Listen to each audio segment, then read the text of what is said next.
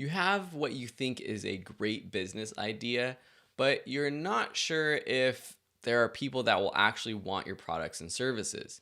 The next step is to actually validate your business. And there's two different ways that I suggest doing this.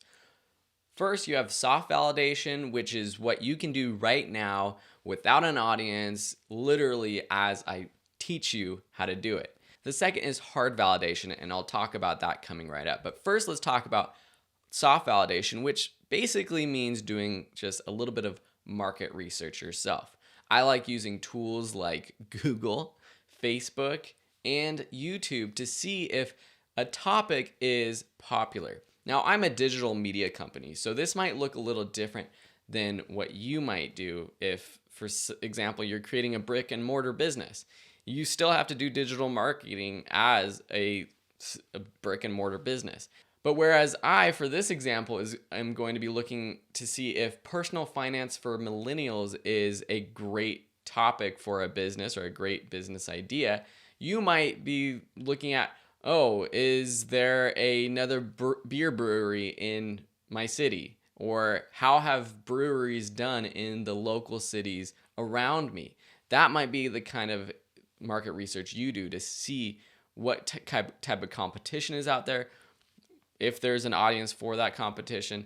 It's relatively easy to go online and see what companies are doing what you're doing, how are they doing it, and are they successful? If there's another company that's doing exactly what you're doing and it doesn't seem like they have a lot of followers on social media, it doesn't look like they have a lot of business going to their website, then it might mean that your business idea is not valid.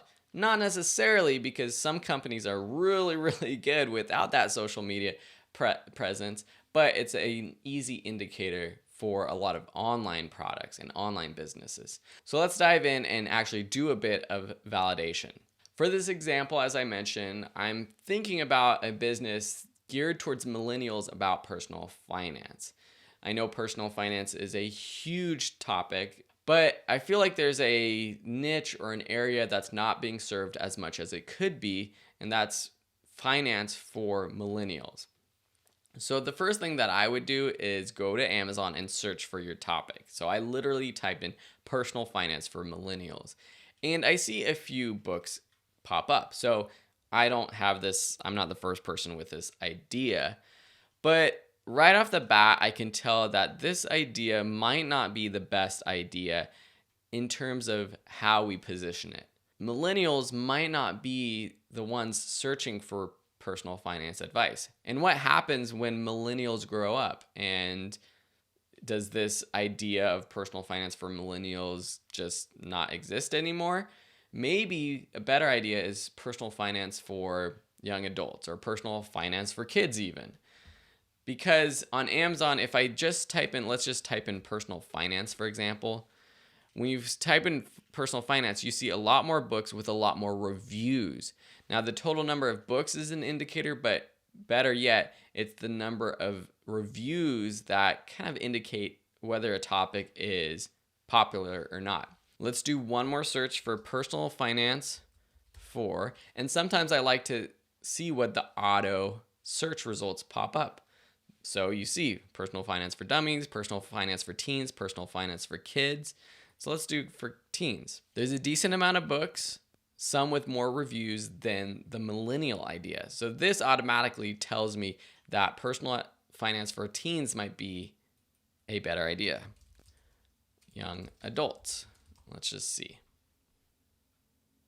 Now here, personal finance for young adults, we got more books with more reviews. Now, this isn't an end-all be-all sort of test to see if a topic is perfect or not, but I know just from some of these and some of the authors that I see that personal finance for just young adults might be a better target audience. Let's do the same on YouTube. So I searched for personal finance for millennials, and I already see that the first result is actually from a channel called Millennial Money. So this is exactly my idea.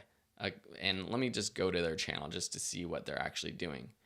But I'm guessing this is a channel that is geared towards millennials. Let's just see if it's actually a relevant channel, if they're posting a lot, because I see the review subscribers is very low. Man, they're posting a few videos, but not that many. Now, this is a good sign. Did it just not work? Was there not an audience for it? Or did she just not push far enough or hard enough to make it work? Who knows? Let's go back and let's search for just personal finance. Lots more views on these videos when you get to personal finance. What I'll also do is I'll just search for channels instead of videos to see what types of channels there are.